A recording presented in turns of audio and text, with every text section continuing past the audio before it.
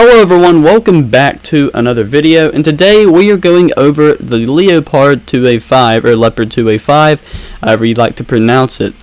So hopefully the fans are not too loud. I actually recorded this video twice, the first time with no audio because YouTube for some reason desynced it, and now I'm having to make it over again, and I don't honestly know what the problem is, but all I know is here we are, and I'm going to try to make a better review this time because the other one I made about 12 o'clock last night, which is probably not a good idea. So, and a sneak peek for tomorrow's video for the mouse, so go ahead and hit the like button and subscribe, and we will be playing as this guy tomorrow and doing our review for the upcoming 30th into the 2nd this vehicle will be allowed. So, get hyped, boys. Okay, so the Leopard 2A5 is honestly a tank, in my personal opinion, that really struggles in the game. A lot of top tier players I see, partner program players who pretty much get every tank free, and they act like this tank doesn't struggle. But I would say compared to the T80U, this thing struggles in almost every aspect other than turret speed and maybe turret armor. But honestly, it's pinnable now on the turret. So the truth is, it has very good armor against secondary top tier rounds like DM23, DM13, DM22, etc. But anything else can go through here, like DM33, 3BM42, and CL can go right through there, easy as pie. And now that they've made the turret cheeks through CL pinnable, and actually I've been killed, I don't know how, but like if they can get a shot through there, they can actually kill you now. If they shoot the lower part of the plate, like right down there, they will a lot of times kill you. And in my opinion, that is something this vehicle shouldn't have, is now it plays worse than that of an Abrams, because the only part it has armor on is the turret, which is very, very, very, very, very, very, very, very unrealistic. This vehicle is rated at 650 millimeters of frontal protection. It only has 400 in game. It should have, if the in game, it should probably have 500 to 550, making only the Leclerc and the CL rounds and the Italian tanks be able to pin it. As now, the entire hull is pinnable, so whenever you run against this vehicle, if you shoot on the right side here with, keep on clicking that, if you shoot over here, a lot of times, like right on the right side, it's a little bit on the right side, this will kill the entire tank in one shot because you'll hit the ammo. And if you want to kill the tank in one shot, well, you just shoot right there. So it really is kind of sad. And on a side shot, if you just shoot the ammo, it goes boom. It's kind of a little bit over, but that was shoot right there. So overall, the tank performs well in the game as far as mobility, the gun, but I just feel like the T80U just outperforms this in every aspect other than maybe turret traverse and maybe turret armor, but again, I don't really know. The vehicle really is a fun vehicle to play, and if they add the 2A6 in, please make this front plate unpinnable by the 2A80U and stuff. And honestly, the Russians have, every tank they have only has a tiny weakness on the bottom, and there's no other tank in the game that has a strong front plate like the Russians, and pretty much no one gets their historical armor rate other than the Russians. So kind of a depressing thing there. And like I did say, we'll be making a video on the mouse that should be coming out very, very soon, as well as I'm apologizing for the other video as far as the 50% off sale. I probably will remake that video soon. I just wanted to get that out. If for some reason, again, it didn't record audio, so I'm praying this time that it will record audio on the upload. So here we are. Hopefully this screen recording looks better. I'm using the NVIDIA recorder instead of the Xbox recorder. Okay, this guy's just going to shoot and hide.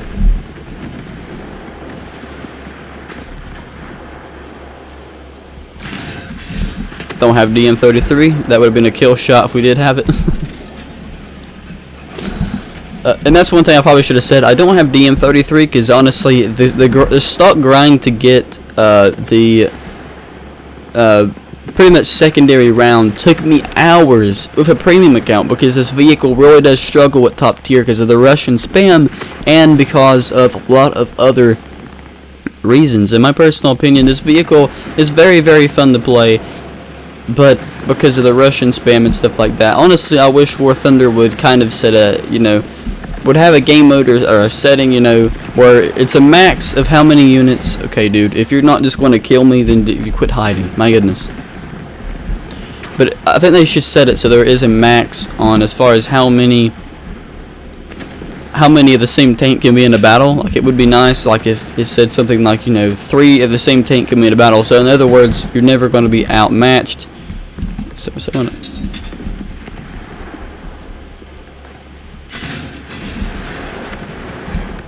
Okay, I'm just going to shoot that guy.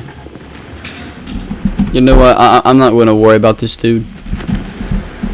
People like this, or in my opinion, people who just got the top tier, they either that or they pay their way there. They just, I mean, he could be average player, I don't know, but it just really seems unlikely that you would just pop out and just shoot me in the back. Once you've shot me there and you see him on fire, you could pop back out and shoot me in over here and blow me up to the ammo. So I don't understand what he's doing, but I'll try to keep it respectively there.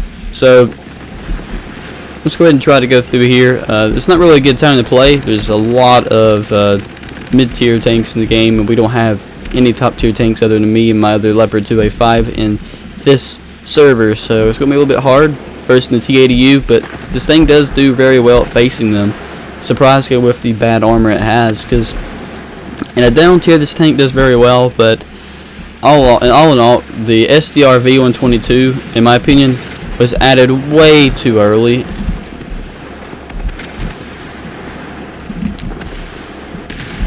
Because it basically doesn't even have the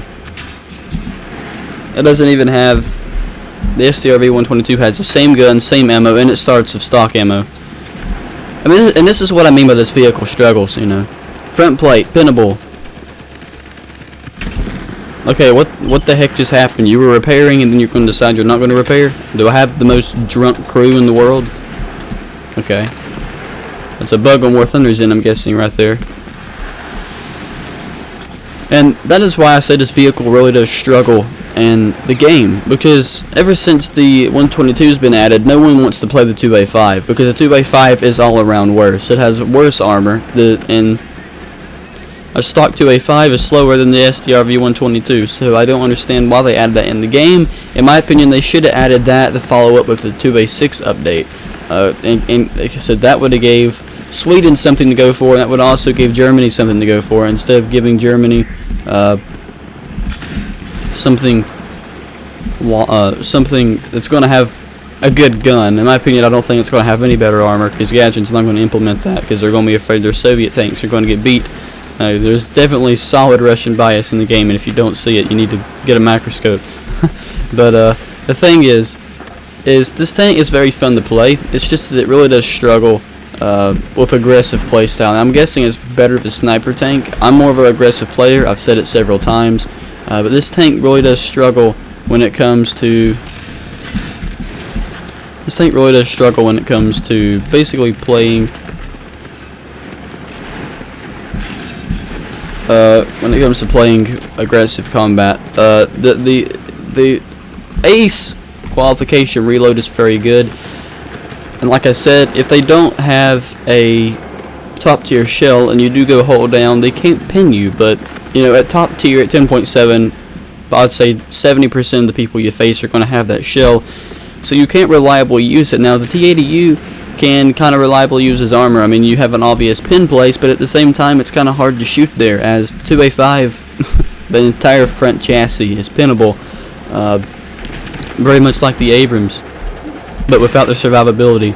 So we need to try, and I'll play here for a little bit longer, and then I'll try to go into a public match. If we can't, that'd be a bummer. I think we actually got shot from over here.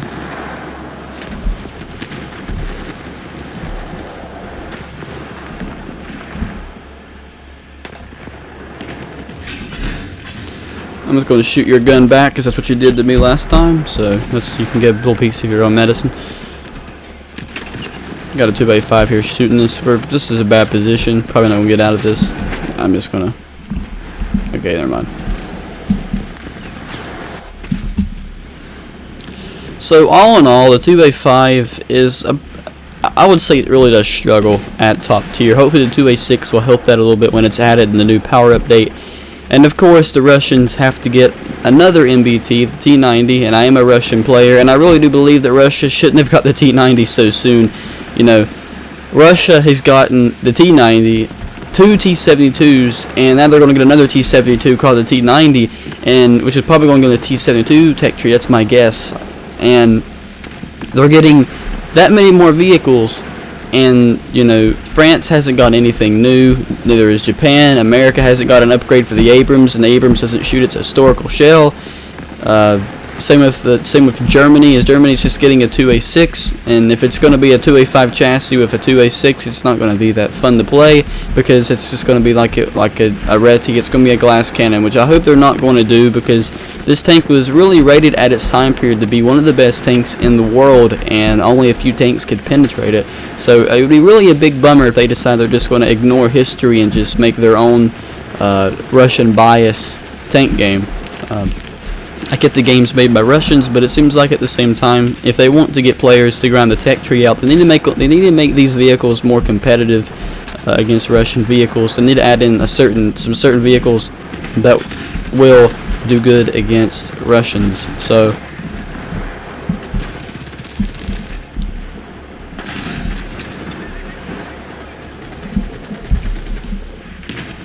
okay, there we go. Teammates got him. That was a little bit of a low shot on that of the 2A5. Who's an M4? I'm not going to really worry about him. He can't pin us. Especially, he probably can if he gets close.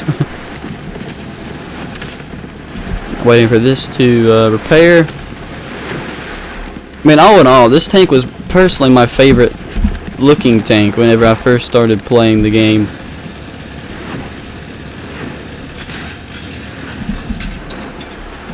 This is my favorite looking tank when I first started playing the game, but after playing the game for a while, you know, this is the first top tier vehicle I've ever got, and it was, I could tell, because I didn't get it until, basically I think I got it right before the T72 update, and it was already struggling then, because Germany doesn't have a backup vehicle, you know. Germany has a 2A5, a 2A4, and a 2K, and the 2A5 really does struggle, which means they really do need a 2A6, and in my opinion, they would. I wish they'd just add in like a 2A4 prototype, like the Evo or something. Because I mean, look at Russia. From here on, they're competitive. They have T72, T72B, T80B, T64, T64A, T80U, T72B3. All of those tanks, except for this one, can shoot the main go round. So they have tanks at 9.3 that can shoot the best round for Russia in the game. And the Leopard 2K, for instance, was going to modifications. It can only shoot DM13, which is not going through the front plate of any Russian tank. So, in my personal opinion, should you grind the vehicle? Absolutely. I'm going to be getting a talisman and premium account for this account to grind the 2A6 and same for my Russian account. Hopefully you guys did enjoy this video on it. I'm not trying to criticize the vehicle too much, but it is my honest opinion of this vehicle. Overall, in my opinion, volumetric shells has really ruined the vehicle in the game, but the 2A6 will be coming very soon, so only about 15 so many days left of struggling until you meet the new probably king at top BR for at least a little while, unless they make the T90 Russian bias like they did the T72B3. Alright guys, thank you guys so much for watching. If you did enjoy it, please hit the like button, subscribe, and I will see you in the next one.